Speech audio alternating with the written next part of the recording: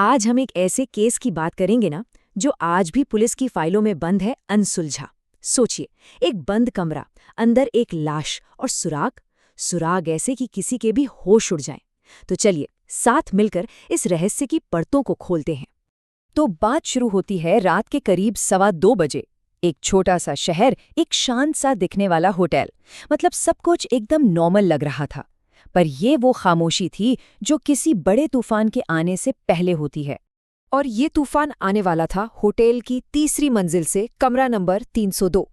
यही वो कमरा है जहां से एक ऐसी कहानी शुरू हुई जो आज तक एक पहेली बनी हुई है। तभी अचानक एक जोर की चीख उस रात की शांति को चीर कर रख देती है। आवाज इतनी भयानक थी कि होटल का स्टाफ सब काम छोड़कर फौरन उस कमरे की तरफ भागा। लेकिन दरवाजा, वो तो अंदर से बंद था। काफी मशक्कत के बाद जब दरवाजे को तोड़ा गया तो अंदर जो नजारा था ना, वो देखने वालों के रोंगटे खड़े कर गया। फर्श पर एक लाश पड़ी थी। तो सवाल ये है कि आखिर उस रात हुआ क्या था? कौन था वो शख्स? और सबसे जरूरी, उसकी मौत कैसे हुई? चलिए पता लगाते हैं। पुलिस की शुरुआती जांच में पता चला कि कमरे में जो शख्स रुका था उसका नाम था रोहित, और उस रात वो कमरे में बिल्कुल अकेला था। अब ये रोहित कौन था? देखिए, वो एक बिल्कुल आम सा लड़का था, ना किसी से झगड़ा, ना कोई दुश्मनी। और यही बात इस केस को और भी अजीब बना देती है। पर होटल स्टाफ ने एक बात बताई कि वो जब से आया था पूरे दिन बहुत घबराया हुआ, बहुत डरा डरा सा लग रहा था। फिर पुलिस के हाथ लगा एक बहुत बड़ा सुराग, कॉरिडोर का सीसीटीवी फुटेज में साफ दिख रहा था कि रोहित बार बार अपना दरवाजा खोलकर बाहर झांक रहा है। ऐसा लग रहा था जैसे वो किसी का इंतजार कर रहा हो, या शायद किसी से डर रहा हो। और फिर फुटेज में वो पल रिकॉर्ड हो गया जिसने सबकी सांसें रोक दी। रोहित अचानक ऐसे पीछे हटता है जैसे उसने कुछ देख लिया हो।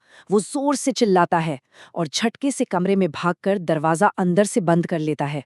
और इसके बाद सन्नाटा, पूरी तरह खामोशी। अब जब पुलिस मौके पर पहुंची तो उनके सामने सबसे बड़ी पहेली यही थी, कमरा अंदर से बंद है तो अगर कोई कातिल था तो वो बाहर कैसे निकला? क्राइम सीन की हालत देखिए, दरवाजा अंदर से बंद, खिड़की भी अंदर से लॉक, कमरे में किसी के जबरदस्ती घुसने का कोई निशान नहीं। मतलब कोई अंदर आया ही नहीं। लेकिन रोहित, वो फर्श पर पड़ा था और उसके चेहरे पर खौफ साफ साफ दिख रहा था। तो फिर वही सवाल, एक पूरी तरह से सील्ड कमरे में ऐसा कैसे हो सकता है? आखिर ये हुआ तो हुआ कैसे, जब अंदर कोई और था ही नहीं?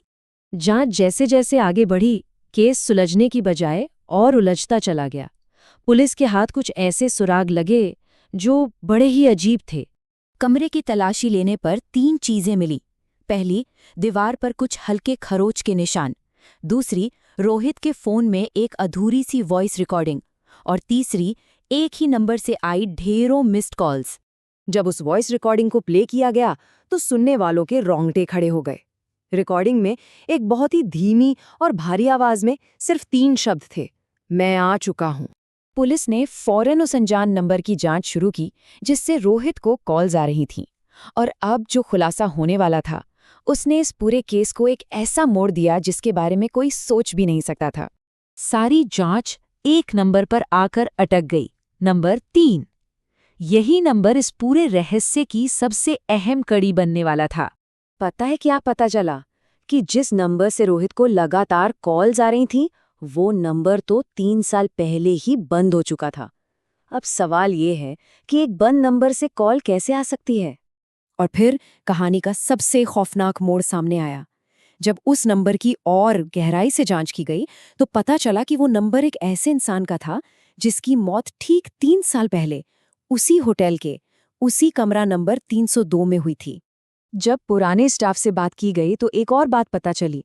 उन्होंने बताया कि कमरा नंबर 302 में पहले भी अजीब अजीब सी घटनाएं होती रहती थीं।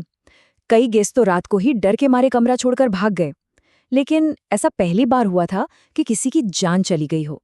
तो इन सारे सबूतों और इन खौफनाक इत्तेफाकों के बाद ये केस पुलिस के लिए एक ऐसी पहेली बन गया जिसका कोई जवाब किसी के पास नहीं था।